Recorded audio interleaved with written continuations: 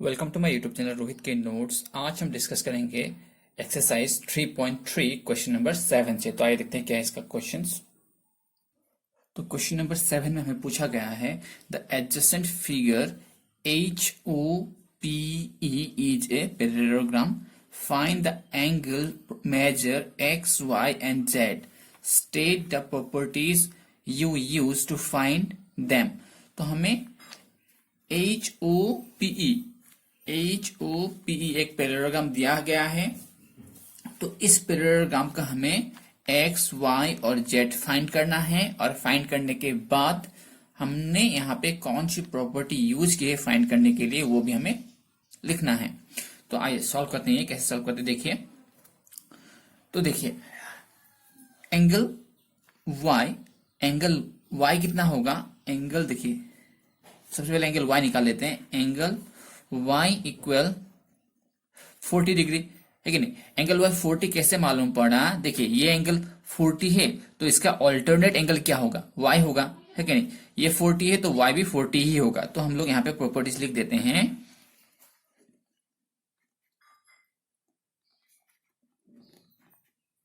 Alternate, और ये क्या अंदर का है, तो बाहर का होता तो एक्सटीरियर लिखते, अंदर का है तो इंटीरियर लिखना पड़ेगा।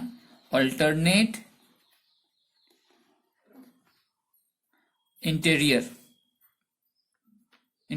एंगल,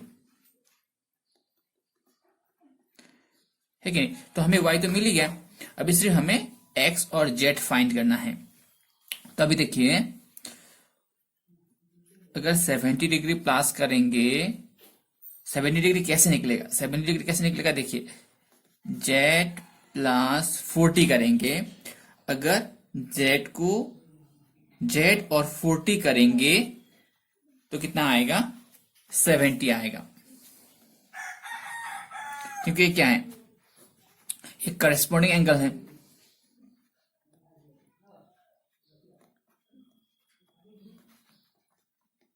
करस्पॉन्डिंग एंगल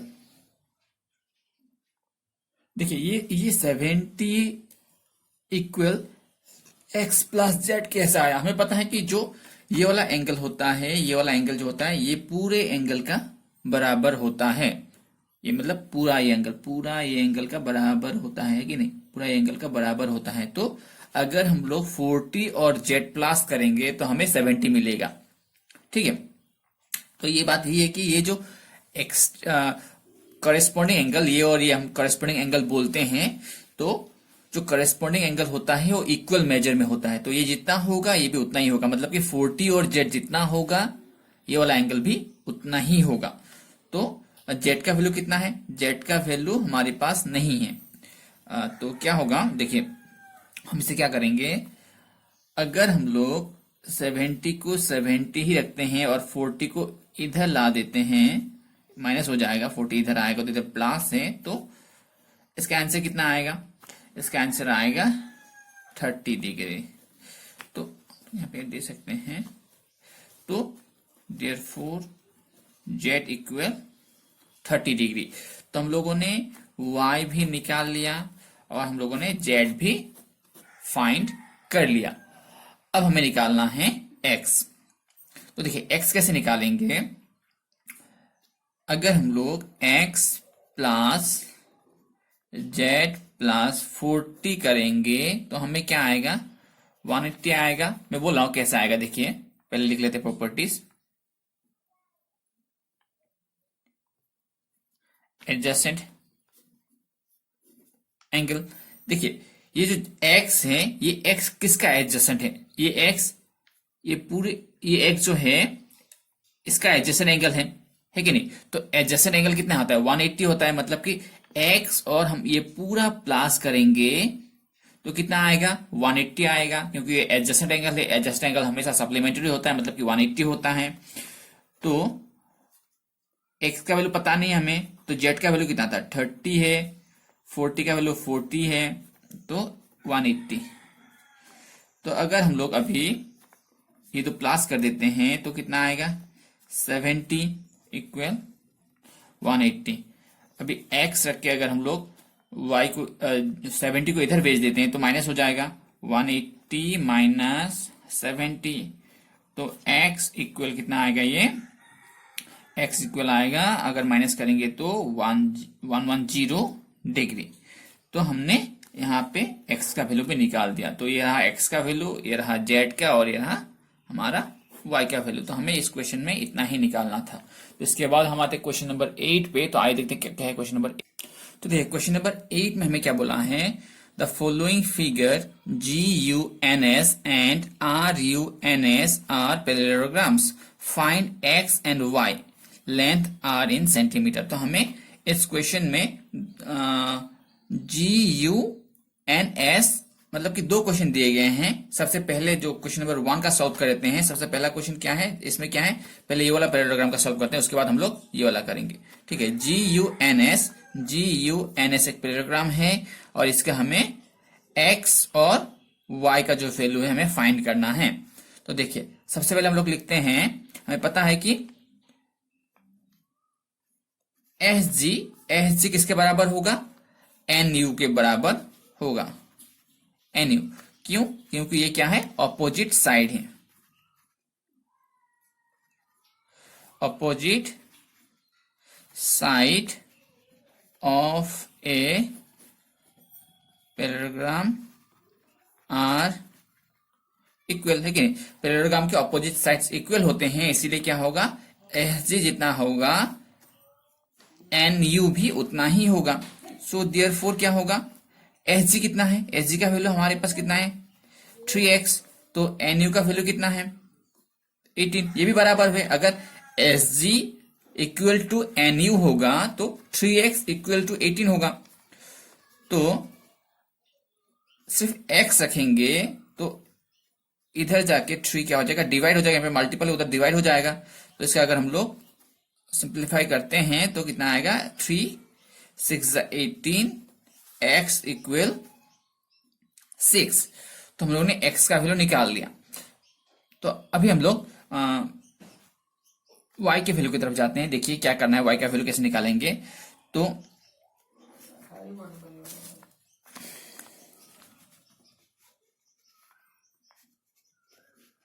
सिमिलरली क्या होगा, अगर SG इक्वल टू NU है, ऑपोजिट साइड इक्वल हैं, तो क्या होगा, GU इक्वल टू NS होगा, है कि नहीं। ये तो साइड भी ऑपोजिट साइड है और तो साइड भी सेम लेंथ के होंगे। तो GU इक्वल टू SN, ये भी क्या होगा, opposite side of a parallelogram are equal, है कि नहीं। जिस तरह से ये जो साइड है इसका अपोजिट है, इसी तरह से ये दो जो साइड है, ये साइड इसका अपोजिट है कि नहीं। तो ये अगर बराबर होगा तो ये भी बराबर होगा। तो GU इक्वल टू SN। इसके बाद GU का वैल्यू कितना है, GU का वैल्यू है 3y minus 1, therefore 3y minus 1 equal to 26।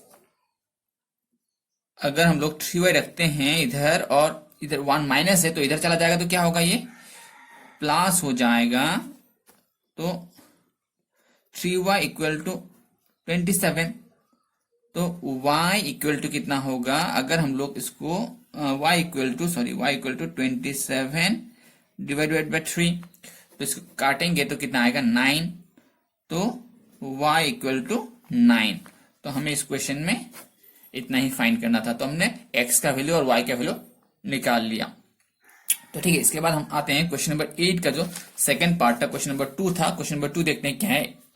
देखिए क्वेश्चन नंबर 2 में हमें RUNS एक हमें पैरेललोग्राम दिया गया है, तो इसका भी हमें x और y का वैल्यू निकालना है। हम जो क्वेश्चन नंबर 1 में हमने जो किया था, हम लोग क्वेश्चन नंबर 2 में भी सेम फॉर्मूला यूज करेंगे। देखिए क्या है क्वेश्चन नंबर 8 का सेकंड पार्ट।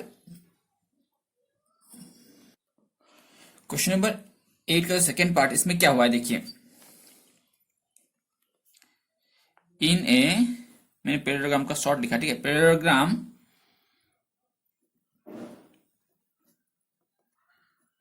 diagonals bisect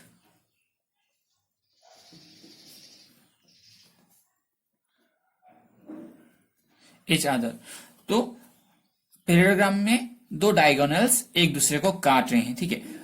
अभी आपको एक चीज याद रखना पड़ेगा, जब भी डायगोनल एक दूसरे को काटते हैं तो उसका लेंथ इक्वल होता है। अगर देखिए ये डायगोनल यहां तक गया है और ये डायगोनल यहां तक आया है, मतलब कि यहां से लेके इसका लेंथ जितना होगा यहां से लेके उसका लेंथ भी उतना ही होगा, सेम।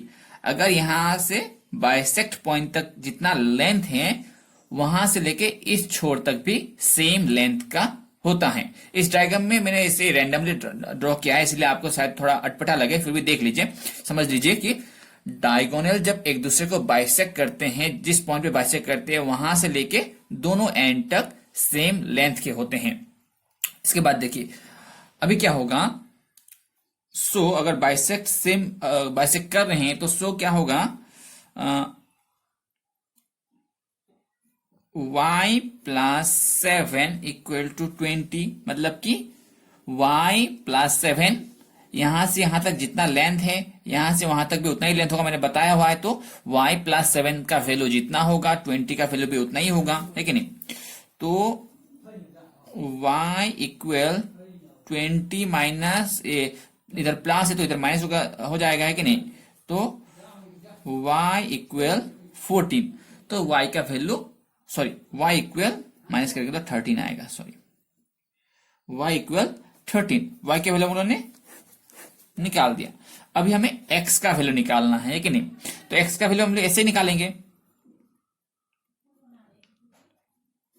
सिमिलरली क्या होगा, अभी x प्लस वाई, यहां से लेके यहां तक का लेंथ जितना होगा यहां से लेके यहां तक का लेंथ भी उतना ही होगा, तो x प्लस वाई इक्वल 16, है कि नहीं। तो x प्लस वाई का वैल्यू कितना आया था हमारा, 13 आया था, इक्वल 16। तो अभी देखिए y x इक्वल 16, अगर यहां पे 13 प्लस है तो इधर चला जाएगा तो क्या होगा, माइनस हो जाएगा। तो x इक्वल कितना आएगा, 3। तो हमने इस क्वेश्चन में भी x और y दोनों के वैल्यू हम लोगों ने निकाल दिए। तो इसके बाद हम आते क्वेश्चन नंबर 9 पे। आइए देखते क्या है क्वेश्चन नंबर 9। देखिए क्वेश्चन नंबर 9 में हमें क्या बोला गया है, यहाँ पे एक डायग्राम दिया गया है और इस डायग्राम में देखिए, in the above figure both RISK and CLUE are parallelograms. यहाँ पे दो पैरेललोग्राम्स दिए गए हैं और हमें x का वैल्यू फाइंड करना है। दो पैरेललोग्राम्स कैसे, देखिए RISK मतलब कि इतना, ये है यहां से लेके यहां तक एक पैरेललोग्राम बन गया और दूसरा है यहां से लेके यहां तक एक पैरेललोग्राम बन गया, ठीक है। यहाँ पे दो पैरेललोग्राम छुपे हुए हैं। तो हमें इस क्वेश्चन में क्या क्या गिवन है, देखिए इस क्वेश्चन में हमें गिवन है कि RISK, है कि नहीं, एंड CLUE आर पैरेललोग्राम्स। मैंने क्वेश्चन से लिखा है हमें इतना, हमें क्वेश्चन में इतना गिवन है, ठीक है। तो हमें यहाँ पे फाइंड क्या करना है, फाइंड x इक्वल व्हाट। तो x का वैल्यू हमें फाइंड करना है इस क्वेश्चन में, है कि नहीं। तो देखिए और साथ में और एक चीज दिया गया है कि एंगल k का वैल्यू कितना है। इस क्वेश्चन में एंगल k का वैल्यू 120 दिया गया है और एंगल L का वैल्यू क्या है, 70। ये जो पार्ट है आप लिख भी सकते हैं, नहीं लिखने से भी होगा, मैंने सिर्फ समझने के लिए दिया है। और अगर आप लिखेंगे लिखने से भी कोई गलती नहीं होगी, सही होगा। सिर्फ समझने के लिए मैंने बनाया है, आप लिख सकते हैं, लिखने से गलती नहीं होगा। अभी देखते हैं कैसे इसको सॉल्व करते हैं, ठीक है।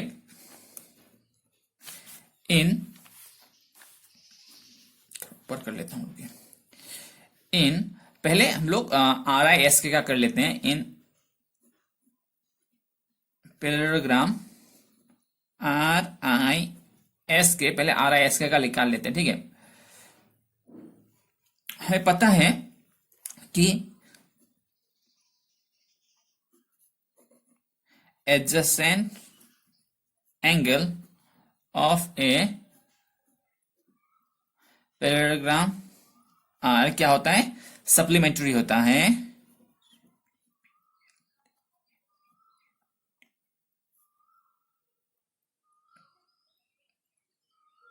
आर वाई, ये ए है, T A R Y, T A sorry T A R Y supplementary, ठीक है। तो एंगल के इक्वल एंगल एस इक्वल 180 है कि नहीं। देखिए दिखा देता हूं इस फिगर में फिर से। एंगल के और एंगल एस क्या है, एंगल के सॉरी जो एंगल के है और एंगल एस है ये क्या है, एडजेसेंट एंगल है। आप ई को मत समझिएगा, ठीक है, ई बाद में आएगा। हम लोग पहले आर आई एस के का वैल्यू निकाल रहे हैं, तो ई को आप समझिएगा नहीं, ई का वैल्यू हम लोग दूसरे इसमें निकालेंगे, सी एल यू में निकालेंगे। तो अभी हम लोग सिर्फ मतलब कि समझ लिए डायग्राम कुछ इस तरह का बना है अभी के लिए।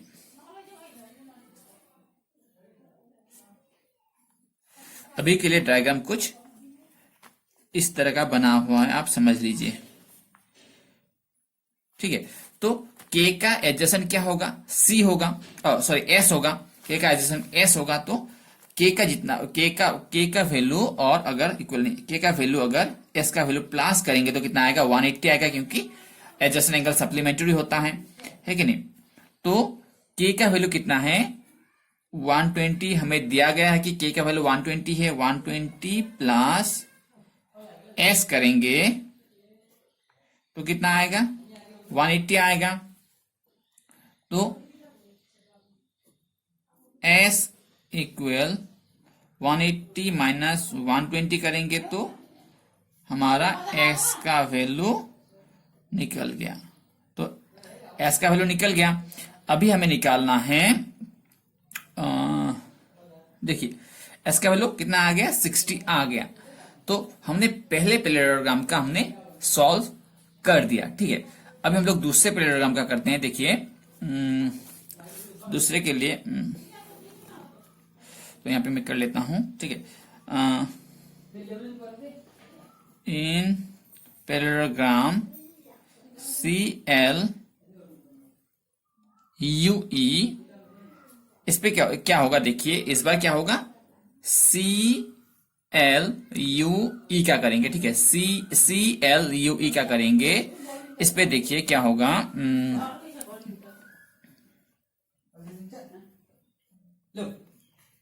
Opposite angle of a parallelogram are equal होता है अपोजिट एंगल, है कि नहीं। तो इक्वल होगा तो एंगल ई जो है एंगल एल के इक्वल होगा, है कि नहीं। एंगल ई जो है इसका ऑपोजिट क्या होगा, इसका ऑपोजिट होगा ये, है कि नहीं। तो एंगल ई इक्वल 70 होगा, क्योंकि एंगल एल हमें 70 क्वेश्चन में दिया गया है। तो एंगल एल जितना होगा एंगल ई भी उतना ही होगा, इसीलिए एंगल ई हमें 70 मिल गया। तो अभी क्या करेंगे, देखिए इसके बाद नाउ ट्राइंगल ई एक्स एस, अगर हम लोग इसको एक ट्राइंगल मान ले, ई एस एक्स, इसको एक अगर ट्राइंगल मान ले, है कि नहीं, इसको ट्राइंगल मान ले, तो क्या होगा, हमारे पास क्या क्या है, देखिए ई का वैल्यू हमारे पास है, ई का वैल्यू कितना है 70, हम लोगों ने अभी निकाला हुआ था ई का वैल्यू, ई की जगह ई का वैल्यू बिठा दिया हम लोगों ने, है कि नहीं। तो इससे पहले और एक लाइन लिख सकते हैं हम लोग, समझने में आसानी होगी। तो क्या करते हैं, देखिए अगर ट्राइंगल ई एस एस है, ई एक्स एस है, तो angle E plus angle x plus angle S करेंगे तो क्या आएगा, हमारा 180 आएगा।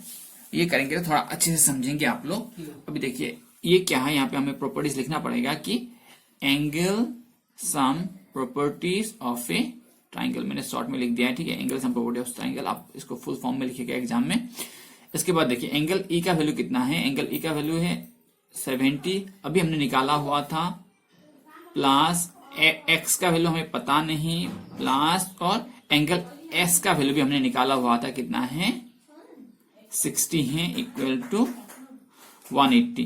तो ये तो प्लस करेंगे तो कितना आएगा 130 plus x equal 180, x equal 180 minus 130, x equal कितना आएगा, माइनस करेंगे तो 50।